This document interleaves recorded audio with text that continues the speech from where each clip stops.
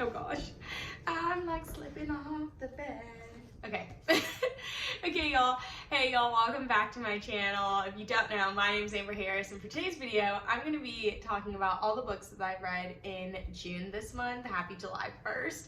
Can y'all believe it's July 1st? Like, it's crazy. It's even more crazier because I graduate in August, and it's really weird because I feel like August is this transition time where I'm like phasing back into college and getting my work grind on, but this year I'll be going to a big girl job, which is kind of crazy. But yeah, let's just talk about some books that I've read. I read 6. My goal for each month is always to read 3, and if I can't read 3, that's okay too.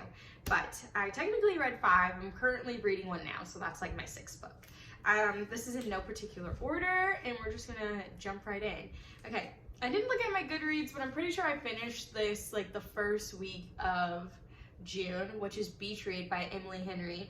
And if you guys know on my channel, I talk about how me and Emily Henry have this like love-hate relationship going on, or I should say supporters of Emily Henry, because I cannot stand people we met on vacation. Like that book is just not good. In my personal opinion, it's just not good. I really don't like it. I don't understand the hype. I'm sorry, that was kind of mean, but it's true. Now, Beach Read, understand the hype. I love this book. I give it 5 stars. It's super cute. I like how it's a romance book, but it also talks about other things. I also like how it's a book within a book. I thought Augustus, his book was, yeah, it was his book. His book about like the cult and stuff. I thought that was so interesting. Like, I would love to pick up that book and read it. But yeah, I love Gus, and I love January, and it's just super cute, and I love it, and 5 stars. I had to recommend an Emily Henry book because I read all 3 of her adult books. I don't think I've read any of her like YA, I think someone said she did before she like ventured over to adult. I would honestly say Beach Read, book lovers, and then people we went on vacation. But really love this, and this is a really good book for summer.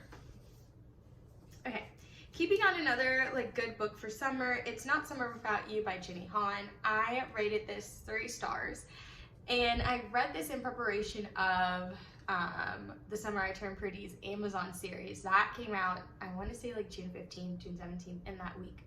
And I just wanted to prepare myself for that because if you don't know, last month I read The Summer I Turned Pretty. And I want to continue with these series. They're so easy, there's so little to get to. And I give this book 3 stars. I really did not like Belly in this book. I just find, I don't know, and maybe again, I'm 22, she's I think like 17 in this book, but also like that's not a big age gap in my opinion, so like there are certain problems that like I feel like both 17-year-olds and 22-year-olds could relate to and can read about, and it doesn't come off as like annoying, but I don't know. Also, I have that TikTok song stuck in my head, and it's like Homie Hopper. Like, she definitely is, which I support, but I don't know. I'm Team Jeremiah. I love Jeremiah. I think he's just so like stinking cute, and I want to protect him with my heart. And yeah, I don't know. Also, there's like, I guess, trigger warning grief talked about in this book, because if you read the first book, then you know about Susanna, and I'll just leave it at that just in case you don't know. And I don't know. I don't know if that was it, and I was just too sad, but I did not like Belly as much. I did like I guess the storyline of trying to find Conrad and stuff like that, but I am very intrigued to see how the 3rd book plays out and how the series wraps up and ends, because apparently there's a wedding, which I'm like, what is going on? So I'm super excited. Okay, oh gosh, books are falling. Let me move them over a little bit. I didn't really think about this setup too much. Okay, so the next book I'm pretty sure I picked up is Things We Never Got Over by Lucy Score. This book is a thickums. I'm pretty sure I'm gonna put a review up on this book, but I did see a TikTok on Book Talk that was like, I can't deal with books that are over like 400 pages. I definitely think I'm a part of that bandwagon, because though I gave this book 4 stars and I really like this book, there were moments where I was like, can this please end? I like it, I like the plot, I like the characters, but I'm kind of tired of reading it. So I did like drag on a little bit when it came to reading this book. I think it took me like a week and a half to finish, but all in all, I really really liked it. I do want to know if Sloane and Lucien are going to be the next characters that Lucy Score is going to talk about in the Knock 'Em Out series, because if you don't know, I'm pretty sure it wasn't in my book, but it said in a couple of other versions of other versions of that book, that this is Knock 'Em Out book 1. So like, I think that implies there's gonna be, you know, a series with this, and characters, stories being told in the city. So I'm super excited.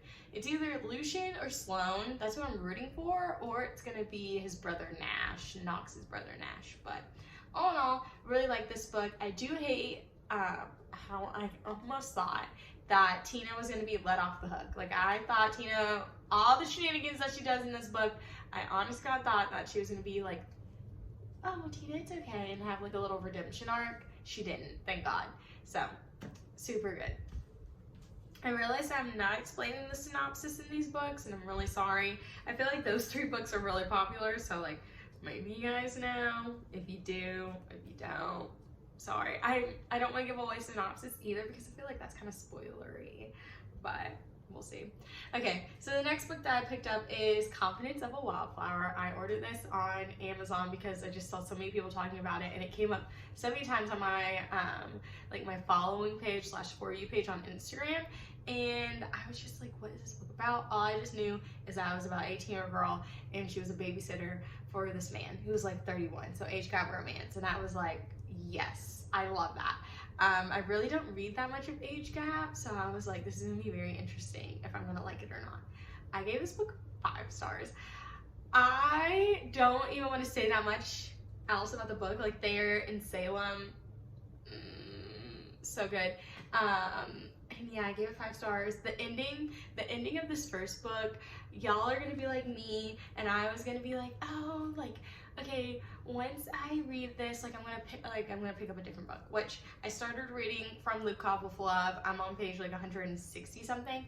I stopped that book because number 1, it was my second time reading it, but also number 2, I was like, no, I gotta see how this story ends. So I literally ordered this book, The Resurrection of Wildflowers, and this is the second book to this book, and I'm pretty sure I'm like 52% almost done. According to Goodreads, I'm like 52.